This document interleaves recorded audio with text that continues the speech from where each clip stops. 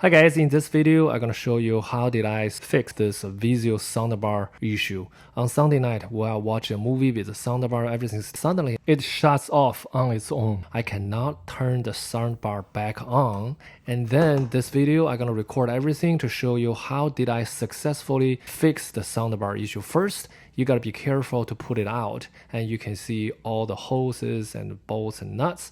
And let's remove all of them and open the chassis up. You can see there's 13 speakers, very complex circuit. Carefully put all the bolts on the side. Make sure you remember the order because there's so many nuts. Next one, you can see this is the power insert, and on the other side there's the two HDMI and optical fiber insert. And then you can see here's the left side and R means the right side.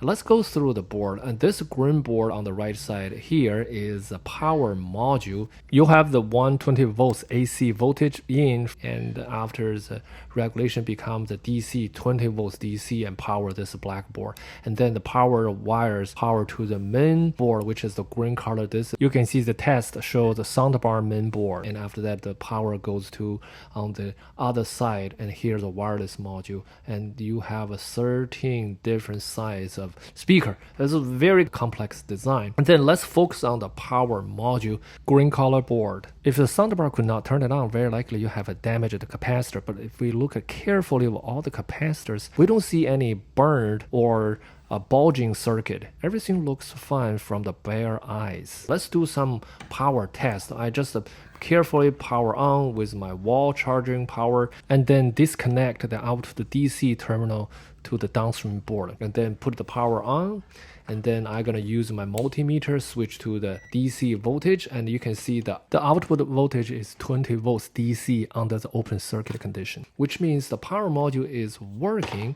But what if I keep powering the downstream circuit? Let's put the power back on, also put the DC terminal back in, and then you can hear there's a clicking sound from the transformer. That means that's the current overprotection circuit is actually shut down the downstream current, even though the power module is okay. So now let's remove the power and then also unplug those power terminal to the main board and put the power back on.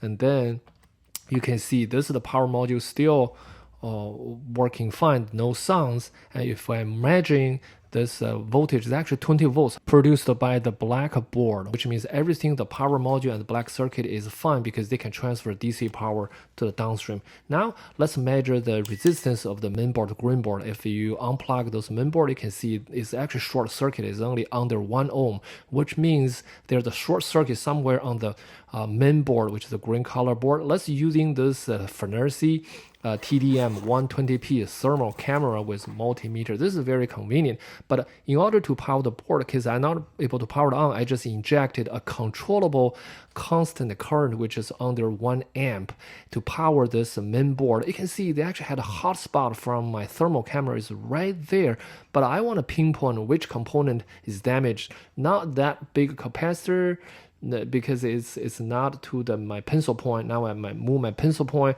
to this little capacitor is right on the hot spot. So right there, that's a hot spot.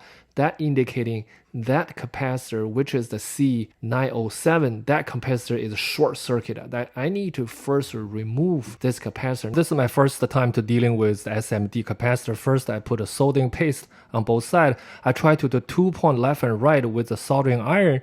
I was not very successful, and then I used both two soldering iron. I was able to successfully remove the SMD capacitor. Once I remove this shorted SMD capacitor, we can double check this is the only shorted component. We can check the resistance from the multimeter. We got about 2 to 3 mega ohm. That means that's the only one.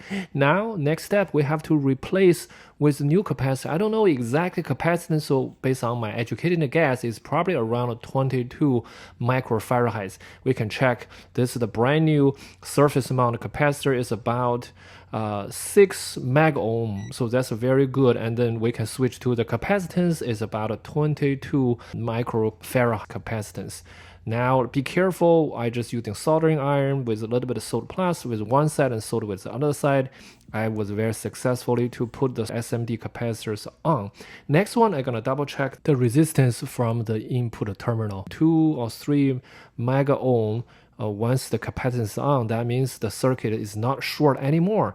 Now we need to put everything together, put all those pin connector, double check every pin connector is on, and also put those ribbon pin connectors on, put all those bolts with my fancy electric screwdriver, get the board on. We move to the green, the main board. I also put all the pin and connectors on, and also put those bolts with my electric screwdriver. So the main board is done. Now we work on the power board, the same thing, put those bolts on the both sides, and then also work on the black board. Also use a screwdriver to put everything in. And also we can double check, make sure all the pin connector, all the ribbon connector is in the right place.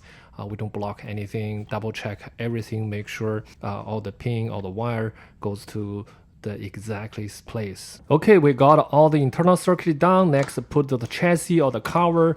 Just be careful, start from both ends. As you can see the clicking sound, that's it. Also make sure those speaker is in the right spot. Well, guess what? My daughter just interested in what I'm doing. He also want to join me to fix this sound bar. Just like that. Like to use this electric screwdriver, put all the nuts and bolts in. Very simple, and then use the screwdriver, put all the bolts and nuts in, just like that. Now let's check everything. The last step, there's a 2-wire connector. One is for the wireless receiver, there's one for the touch panel. Put all the wire connectors to the right slot, and then put those closed cover. Use a little bit of force to snap on. That's it. This is a beautiful design. You don't see any exposed bolts. Well, so let's work on the left side. Put those left side nuts in, and then also put those cover on, so you cover all those nuts. And then we can also work on the right side, put the right side screws, and use the screwdriver to drive all the screws in, and then carefully put those little cover. Now we're gonna test it. Well, it's very promising. The blue lights on, which means the wire is connected. Let's wait a few seconds until you hear those minion sounds from the sound bar. This is power back on, and the sound quality almost the same as before. So the sound bar works really well. What about the subwoofer? Well, subwoofer is still with the LED on, and those two on the back end speaker also works. Well, now after those so many hours, my project successful. I successfully fixed this Vizio soundbar lost power issue. I hope this gave you some helpful tips. Hope you like it. I'll see you next time. Bye.